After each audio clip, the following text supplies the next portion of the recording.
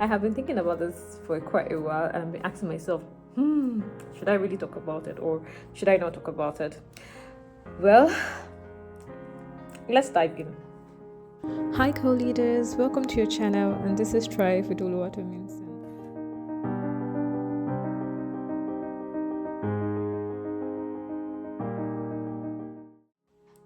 Hi guys, welcome to another episode of Thrive with Oluwatomisin. So today on this episode, I wanted to start a very interesting conversation, and it's going to be in a two-part series. I'll be starting the first episode today, and then we'll be continuing with the other episode next week. So becoming a mom is like the most beautiful thing, the most overwhelming, and the most life-changing experience that you can ever imagine. But let me tell you one thing. The truth is, there are so many things I personally wish I knew. I had someone who told me all those things before I had my baby. So I've been established now as a mother for the past 3 years. And if you're thinking about motherhood, then this video is for you. So today I'm sharing all things I wish I knew before becoming a mother. Some will make you laugh, some might surprise you, but all of them would actually help you to prepare for the journey ahead. So let's get real. Let's talk about sleep, or the lack of it. And then I used to wonder, how bad can it be? Because I used to hear people talk about the fact that, oh, you wouldn't sleep, you have sleepless nights. Well, I was very lucky, during my time, I had something I was working in a project, so it was really occupying my time, in the nighttime. So instead of sleeping in the nighttime, I worked on my project instead of sleeping in the night. I usually worked on my project in the night and then used the daytime to sleep. So it kind of it was like my solace at that time. But I will tell you that newborn sleep is so unpredictable. Just when you think you've had them into a routine, they will just sweep it up and change it, and then you just be like, oh my god, what is happening here? And when your baby naps, just nap, because that's what I did. So if your baby is sleeping, so most of the time I was unreachable during the day because that's when I'm sleeping, and then in the nighttime I was like a night owl.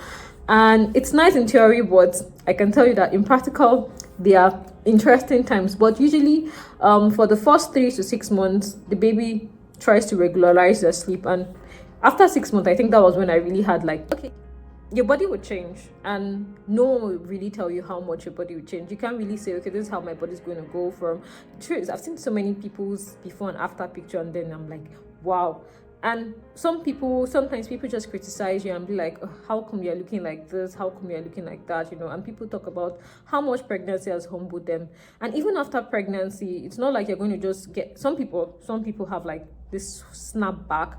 But I would say postpartum actually takes time. It takes recovery. So just be patient with yourself. Your hair might actually fall off. Well, my hair used to be really longer than this.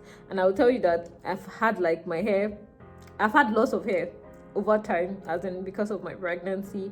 And for me, I think sometimes I cry, but I'm okay with it.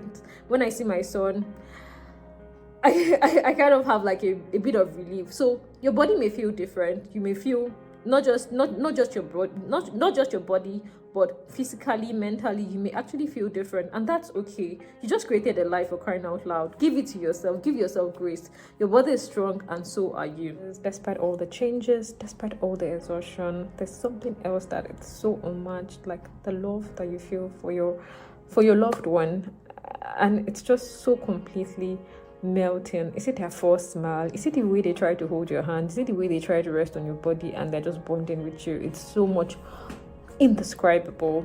And I would say that motherhood can actually be challenging, but it's actually the most beautiful thing in the world. And for me, motherhood kind of reflects the love that God has for us. The Bible says that even if a mother should forget her suckling child, God would not forget us. And in my head, I'm trying to imagine it's so much, I don't know, it's so much difficult for a mother to actually forget her suckling child. I can tell you from my own experience, it's so much unimaginable. And it just tells us that if God is comparing, that to motherhood, I can't imagine how it means that God can never forget you. You're always in the palm of his hand, you're always in his mind, you're always as I'm thinking about my son, and he's always on my mind. So you can imagine when God says that, gives us that promise. And that is just what I want you to hang on to today. So if you're if you're starting your motherhood journey, if you're just about to be a mom, I hope this video gives you some insights, gives you some reassurance. And even if you're already a mom, what's something you wish you knew before you started your motherhood journey? Let's chat in the comment. And always like, subscribe, share with a mom to be. Thanks for watching, and remember, you've got this, mom. See you in the next episode. Peace. Cheers.